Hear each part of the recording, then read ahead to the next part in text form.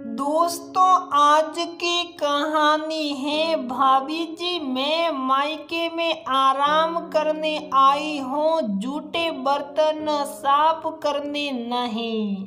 दोस्तों, कहानी शुरू करने से पहले अगर आपने हमारे चैनल को सब्सक्राइब नहीं किया है तो सब्सक्राइब कर लीजिए ताकि आपके पास पहुंचे हर नया वीडियो।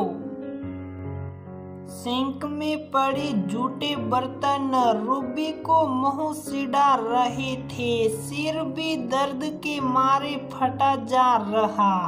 काम वाली ने भी फोन करके बोल दिया कि भाभी जी आज नहीं आऊंगी, लेकिन वो किससे कहे, उसे कौन समझने वाला था। या सिंटू भी रो रो कर अपना बुरा हाल किए ले रहा था। मम्मी जी थोड़ी देर सिंटू को ही संभाल लीजिए, आंखों में आंसू भर कर बोली, मेरे खुद ही सिर में बहुत तेज दर्द हो रहा है। राधिका ने साफ हाथ झाड़ लिए। हमेशा यही होता है, जब भी रूबी की तबीयत थोड़ी सी भी परेशान होती, उसके बोलने से पहले ही राधिका की तबीयत खराब हो जाती। पहले तो शुरू में रूबी को लगता कि शायद हो सकता है कि मम्मी जी की भी तबीयत खराब हो गई होगी, लेकिन अब तो ये सिलसिला रोज का ही हो गया। और अगर इत्तेफाक से उसी समय उसी शहर में रहने वाली उनकी बेटी आ जाए, जो कि यहाँ बाजार पास होने के कारण अक्सर आती रहती, तो मम्मी जी एकदम से स्वस्थ हो जाती। फिर तो जो पाए वो बिटिया को बना बना कर खिला दे।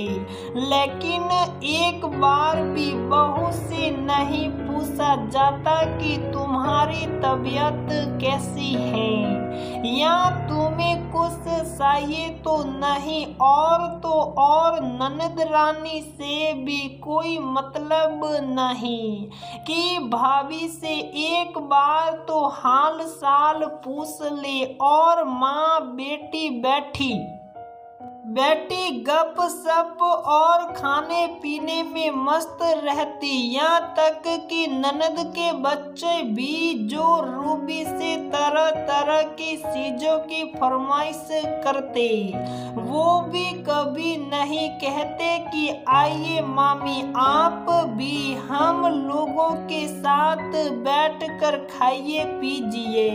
रूबी की आंखों से आंसू बहने लगते कि वो घर के किसी भी काम से जी नहीं सुराती, आगे से आगे सबका ख्याल रखती, लेकिन अपने समय उसको कोई भी नहीं दिखाई पड़ता। पति देव भी वैसे तो बड़ा प्यार का दिखावा करते, लेकिन अगर रूबी की तबीयत खराब है तो एक कप चाय बनाना भी उनके लिए जैसे दुबर।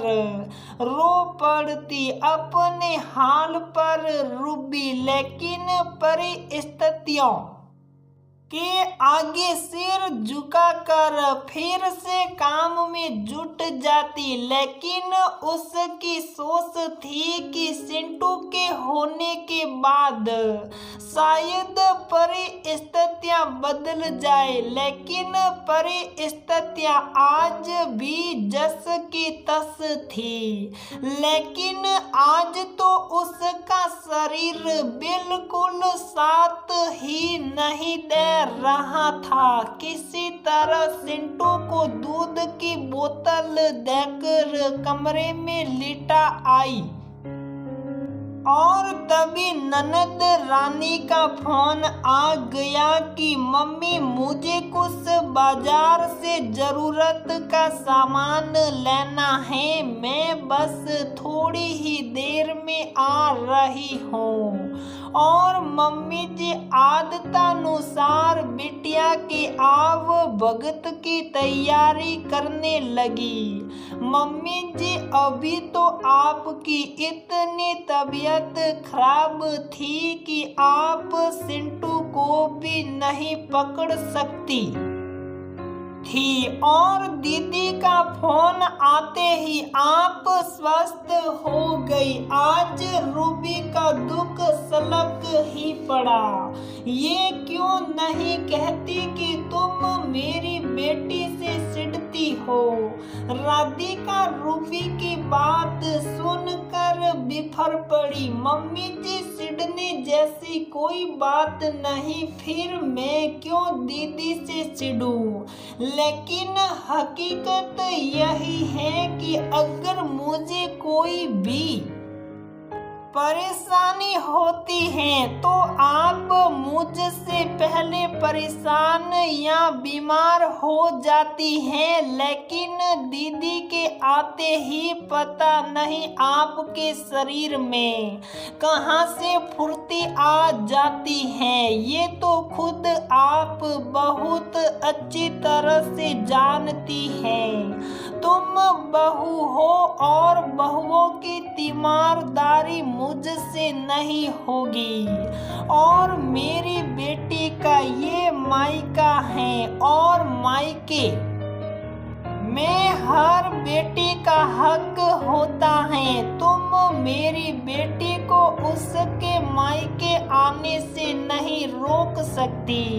राधिका पता नहीं बात को घुमा फिरा कर कहां से कहां ले जा रही थी। मम्मी जी मैंने ये तो नहीं कहा, लेकिन ये दीदी का मायका है और मैं उनका मायका कभी भी नहीं छुड़वाऊंगी। लेकिन दीदी के दिल में भी आपने मेरे लिए पता नहीं झूठी सच्ची क्या क्या नफरत भर दी है, क्योंकि वो भी मुझसे ढंग से बात नहीं करती। इतना कहकर रूबी ने सिर पर कस कर पट्टी बांध ली और रोते रोते बर्तन साफ करने लगी। और राधिका वहीं बैठकर पता नहीं क्या क्या बड़बड़ाती रही। आपका कुछ नहीं हो सकता मम्मी जी। रूबी मन ही मन बुदाई और आंसुओं को पीने का प्रयास करने लगी, क्योंकि इन आंसुओं का मोल समझने वाला या कोई नहीं था।